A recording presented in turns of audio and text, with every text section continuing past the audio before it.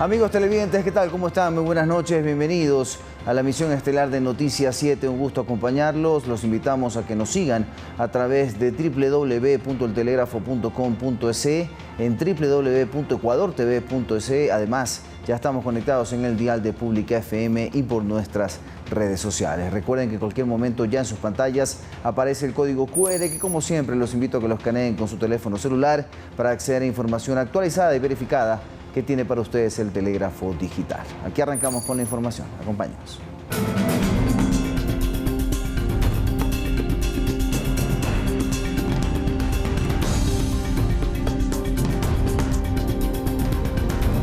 Aquí arrancamos. Entraron en funcionamiento 2 de las 3 plantas potabilizadoras de agua ofrecidas por el Gobierno Nacional.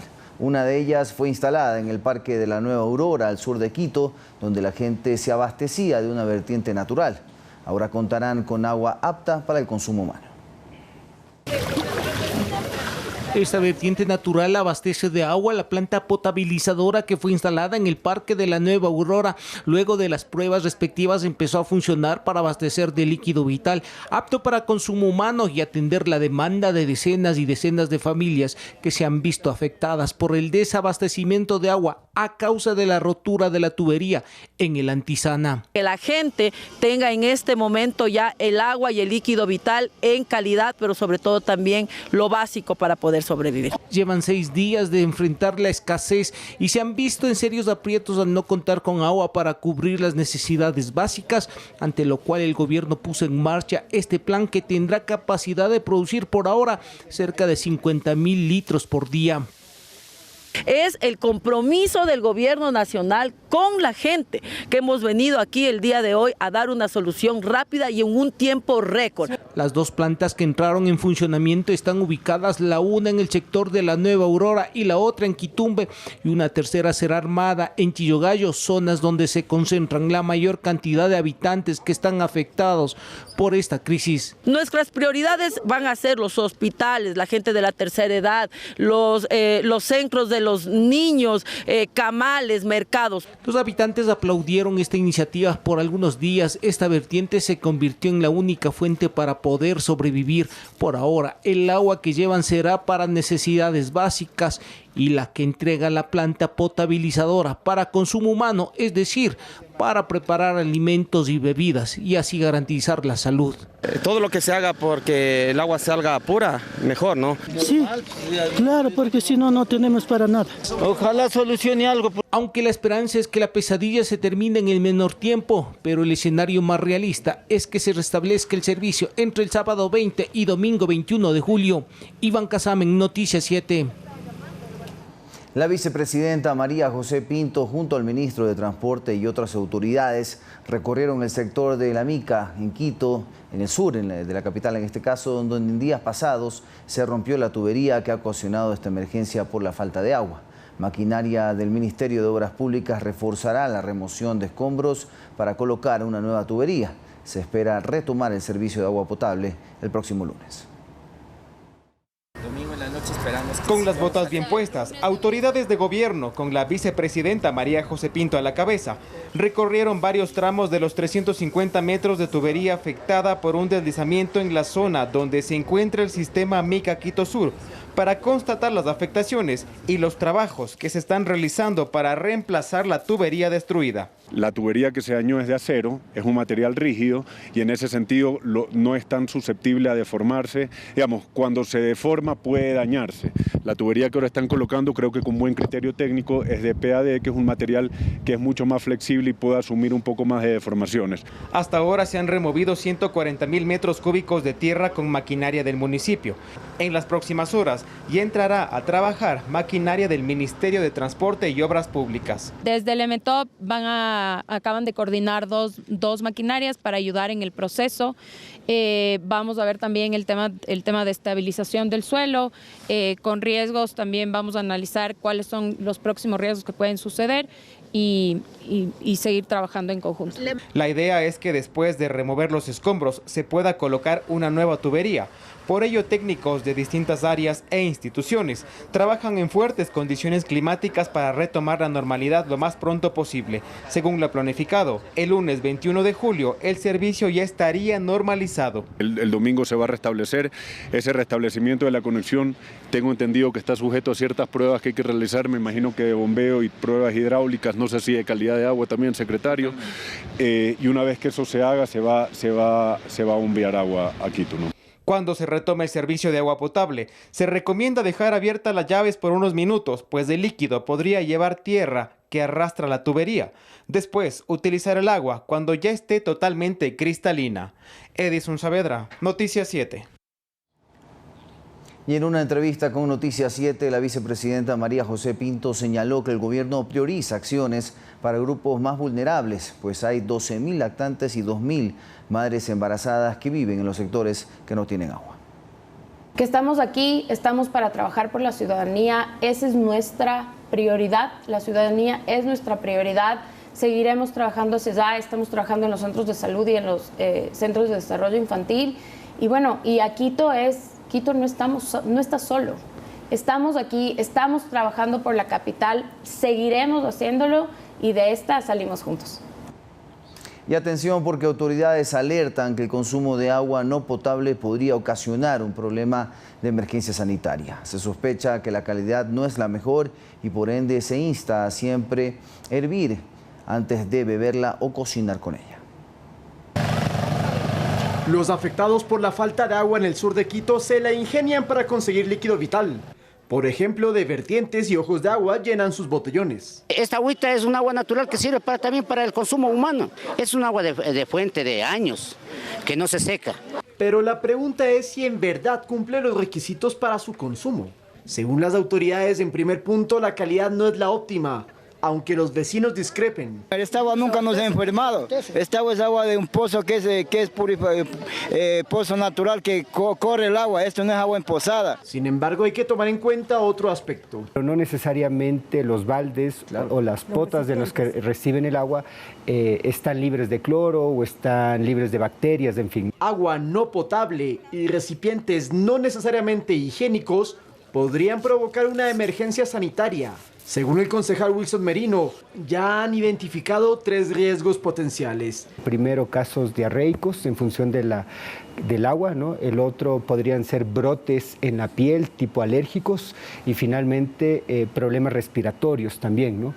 Para la vicepresidenta María José Pinto, quienes están en mayor peligro son los niños, porque la comida debe prepararse con agua segura.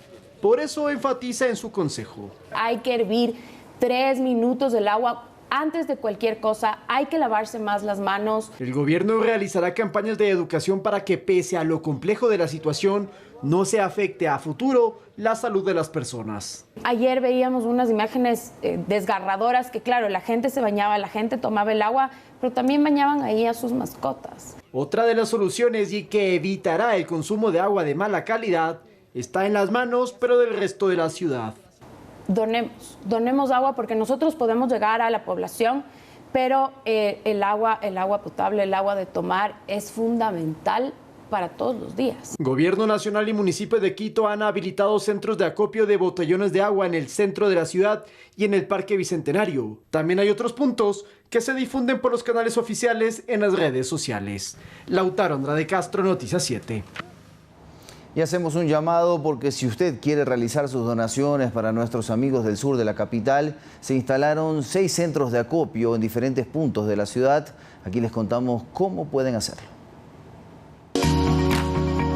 En las faldas de la Antizana, un deslave ocasionó la rotura de la tubería en La Mica. Esto ha afectado al sur de la capital con el suministro de agua potable. Desde el incidente, las autoridades han dicho que les tomará alrededor de 12 días reparar el daño.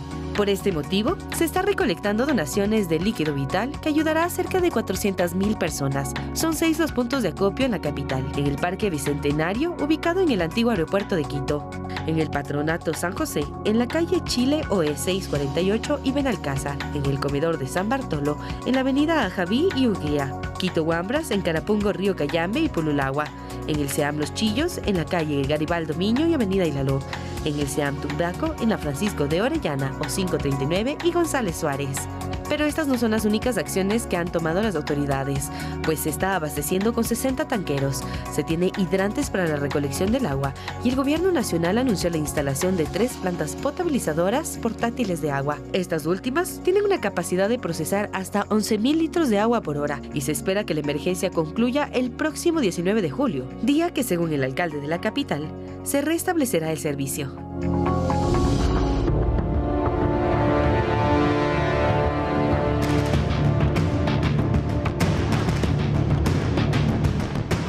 Y por segunda ocasión se descubrió que el asambleísta Santiago D. tenía familiares trabajando en el legislativo.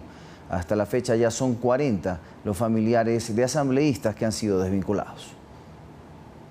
Estamos haciendo el barrido para revisar padres, parejas, primos, entre otros. A principios de mes, el titular de la Asamblea, Nils Olsen, mencionaba que el nepotismo no se permitiría dentro de la función legislativa y que se tomarían acciones. Días después se aprobó una reforma en el reglamento para prohibir que familiares de asambleístas trabajen en el Parlamento. Las desvinculaciones han comenzado y se descubrió que, por ejemplo, el legislador acusado por violación Santiago D. tenía personas de su círculo familiar como asesores en otros despachos. El primero en ser removido fue Andrés Patricio Valareso Díaz, su sobrino por línea materna, quien fungía como asesor 1 de la asambleísta del correísmo Cristina Jácome. Ella es una de las 10 legisladores que dio su firma inicialmente para el proyecto de reforma que embanderaba Santiago D. con la intención de disminuir de 18 a 14 años el consentimiento de relaciones sexuales.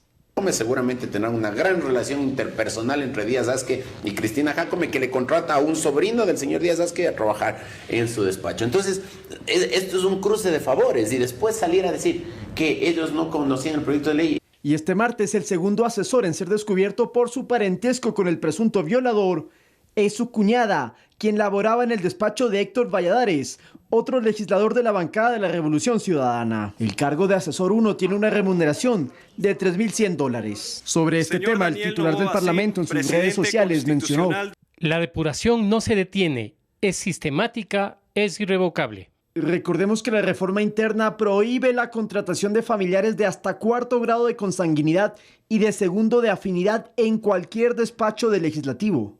Esta era una práctica nepotista que antes no se normaba. La viveza criolla que se está eliminando es yo asambleísta quiero contratar a mis 2 hermanos o a un hermano, pero la ley no me lo permite, entonces tú, asambleísta B, contrátalos, que yo contrato a los tuyos. Hasta la fecha ya se han desvinculado a 40 familiares de asambleístas, pero se tiene que esperar al cruce de datos con el registro civil para confirmar el parentesco.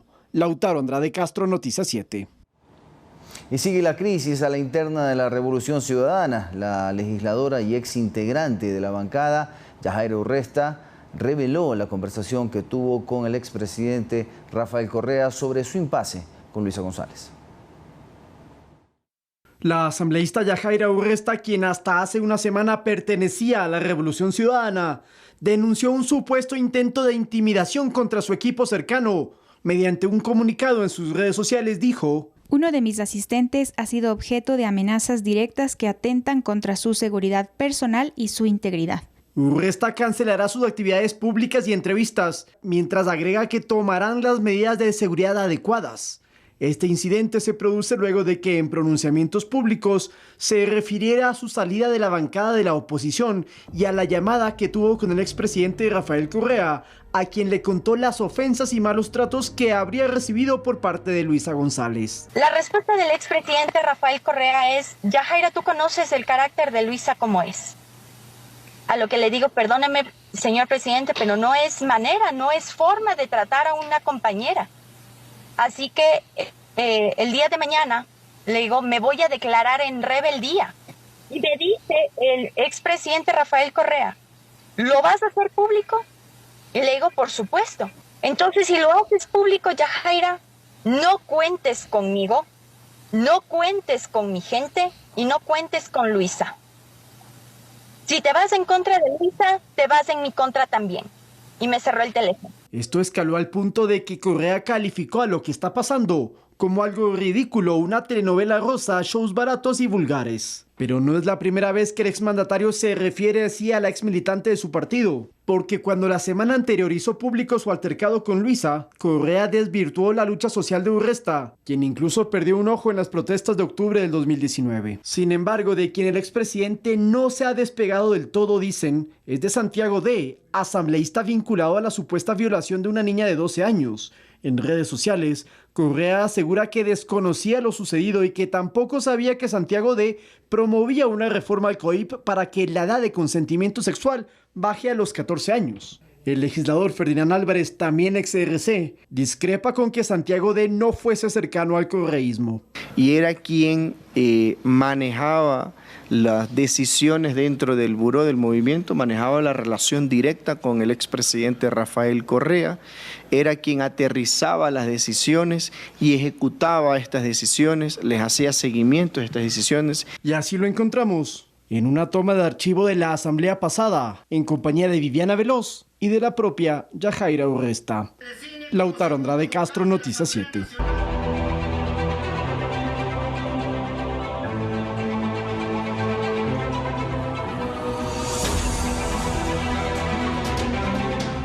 El gobierno espera que la Corte Constitucional dé su visto bueno para proceder a una reforma parcial al artículo 393 de la Constitución para poder aplicar la castración química a las personas con sentencia ejecutoriada en casos de violación sexual.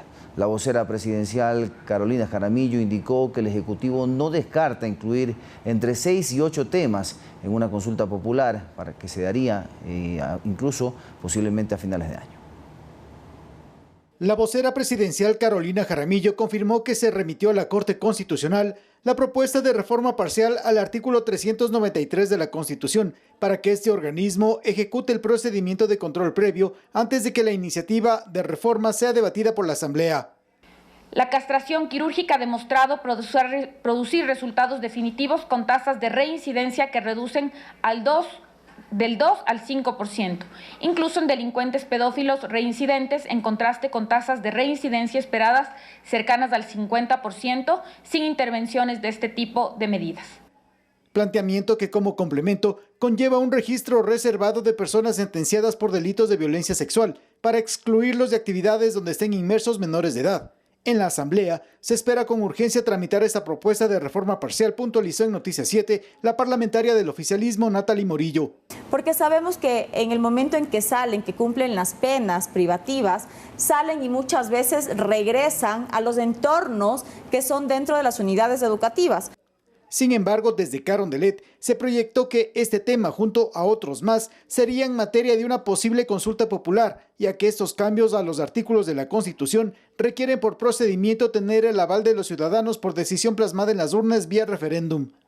Obviamente se están analizando otras consultas que se le puedan hacer a los ciudadanos. Les diría que cuestiones que fomentan la productividad, generación de empleo, seguridad jurídica, pueden ser entre 6 a 8 consultas en total.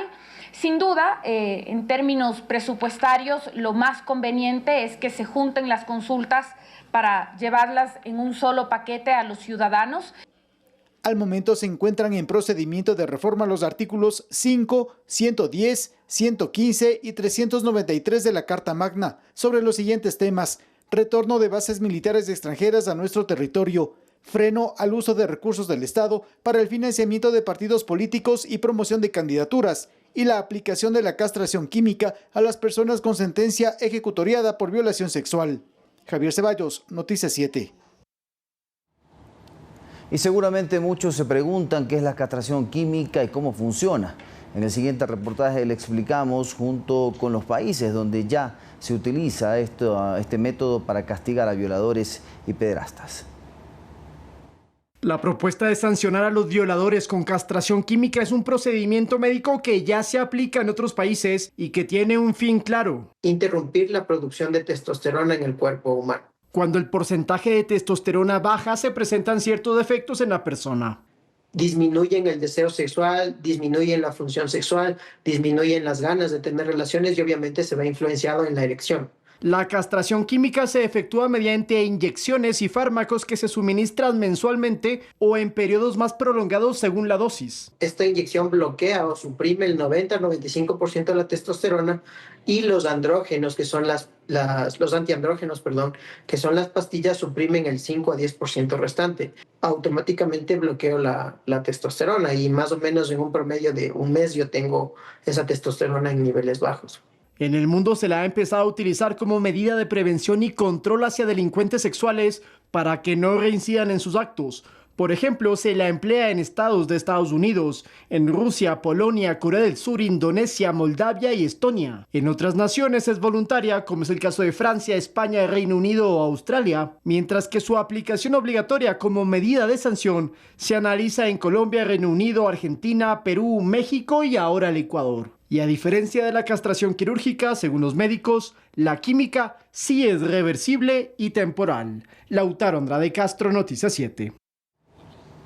Con 79 votos a favor, la Asamblea aprobó el archivo de proyecto de ley orgánica de seguimiento, cooperación e implementación de las obligaciones internacionales del Estado ecuatoriano en materia de derechos humanos, tras considerarse redundante, pues la Constitución ya establece criterios en defensa de los derechos humanos.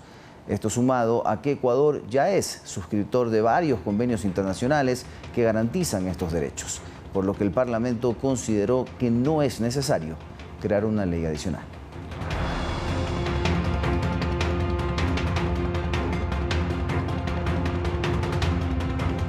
Asimismo, el Pleno del Legislativo designó a Carlos Omar Espinosa Torres como el tercer integrante de la terna de la función legislativa para la selección de los vocales del Consejo de la Judicatura.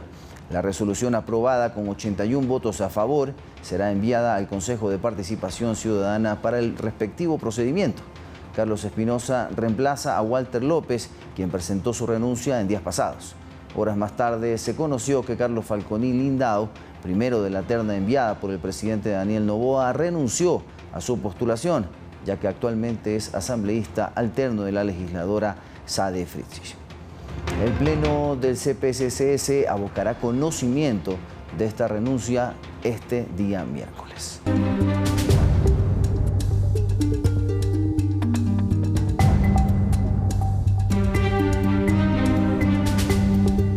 Regresamos con más información y en el grupo de Fuerzas Especiales NEPA, ubicado en Quevedo, provincia de Los Ríos, el gobierno nacional entregó 35 vehículos blindados multipropósito que serán empleados en la guerra interna que vive el país, permitiendo a las tropas llegar de forma segura a sitios considerados peligrosos. Los vehículos poseen características técnicas que les facilitan sobrepasar barricadas y obstáculos en tierra. Su resistencia y versatilidad permiten realizar patrullajes en terrenos irregulares. La ceremonia estuvo presidida por el primer mandatario, Daniel Noboa, y vamos a escuchar a continuación sus declaraciones. Una advertencia para los criminales. No vamos a retroceder, no vamos a negociar con el miedo y no vamos a dejar solos a quienes defienden este país. La guerra que libramos no se ganará con discursos, se ganará con decisiones firmes, con blindados y con valentía, pero también con un marco jurídico que los respalde, como la Ley de Solidaridad recientemente aprobada, en la que se establecen incentivos tributarios para las empresas que realicen donaciones a las fuerzas de seguridad. Además, les damos a la debida protección a ustedes, valientes militares, al poder otorgarles indultos en caso de procesos penales derivados de los operativos en contra de la delincuencia.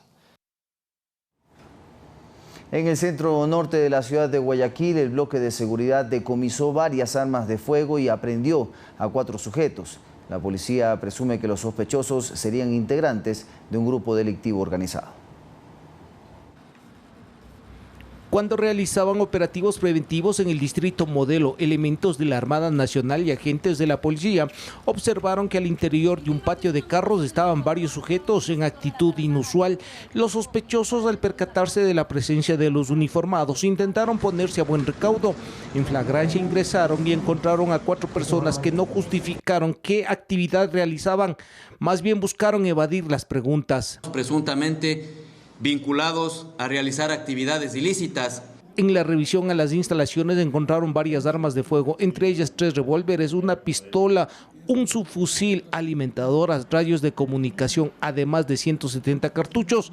Es decir, estaban armados y listos para cometer algún delito o ataque. De diversos calibres, 9 milímetros, 38, 380 y 7.65, 4 vainas percutadas. Las investigaciones determinarán qué es lo que planeaban. Tenían en su poder variedad de armamento. Aparentemente, los 4 detenidos serían integrantes de algún grupo delictivo organizado.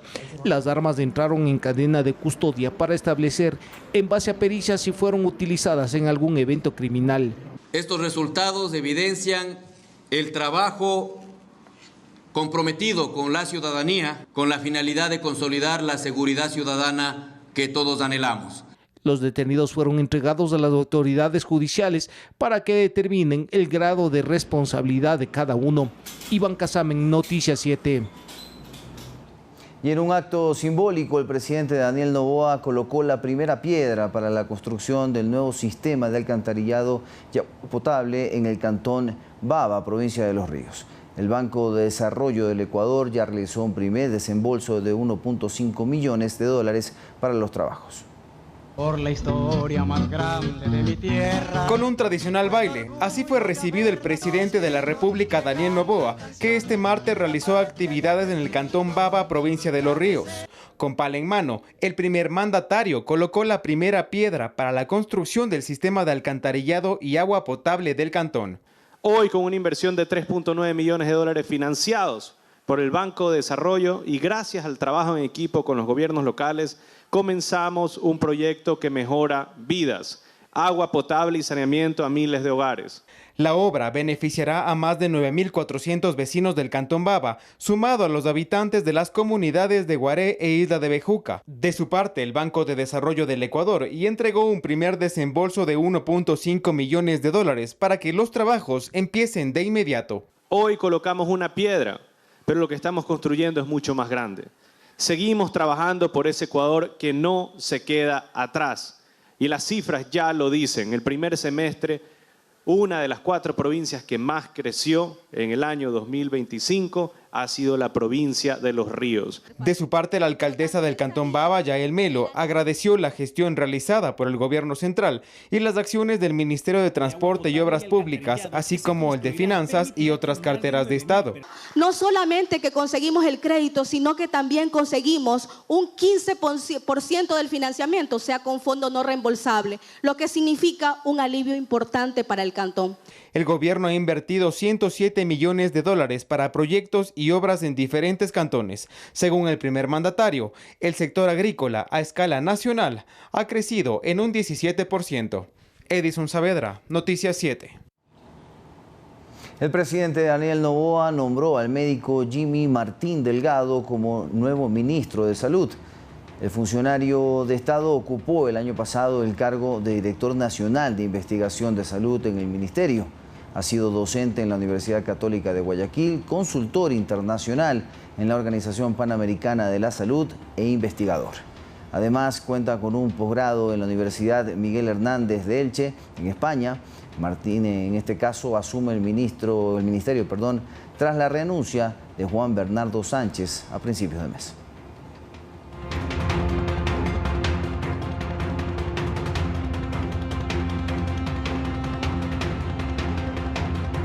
Y estudiantes de todo el país ya cuentan o ya pueden, en este caso, consultar la fecha, hora y lugar asignado para rendir el examen de acceso a los institutos tecnológicos y conservatorios públicos. La CNCID habilitó en este caso la plataforma desde el 11 de julio y la evaluación se tomará entre el 22 y el 25 de este mes. Hay más de 400 carreras disponibles en 54 instituciones públicas. Para quienes aspiran a estudiar en institutos tecnológicos y en conservatorios públicos en Ecuador, la CENESID ha abierto la consulta de fechas, horarios y sedes del examen de acceso. Desde el 11 de julio del 2025, los aspirantes pueden ingresar a la plataforma de registro único para obtener esta información. Según el calendario oficial, la evaluación se desarrollará entre el 22 y el 25 de julio del 2025, pero las fechas exactas varían según cada institución. Para consultar la fecha del examen, los aspirantes deben seguir los siguientes pasos: ingresar a la página www.registrounicoedusub.gov.es, hacer clic en examen de acceso a institutos y conservatorios, aplastar en ver fecha y hora y sede asignada, imprimir y guardar el comprobante para presentarlo el día del examen. El examen tendrá un formato uniforme y será presencial en una sede cercana a la residencia del aspirante. El proceso evaluativo incluye 40 preguntas distribuidos en 3 áreas: razonamiento verbal, evalúa la capacidad y la comprensión y organización del lenguaje en diversos contextos. El razonamiento numérico, con 11 preguntas, mide la habilidad para interpretar y resolver problemas matemáticos. Y por último, el razonamiento abstracto. En total son 54 institutos y conservatorios públicos a lo largo del país, ofreciendo más de 400 carreras técnicas y tecnológicas. Además, la CENESID está ofreciendo adaptaciones a personas con discapacidad, el doble de tiempo para rendir el examen y posibilidades de reprogramación en caso de impedimento justificado. Las autoridades recomiendan revisar los contenidos de las redes sociales de la CENESID para detalles sobre la prueba. El día del examen deben llevar su cédula y llegar 30 minutos antes. Además, recuerdan que cualquier cambio en el cronograma se notifica por la plataforma oficial y redes sociales. Emilia Reynoso, Noticias 7.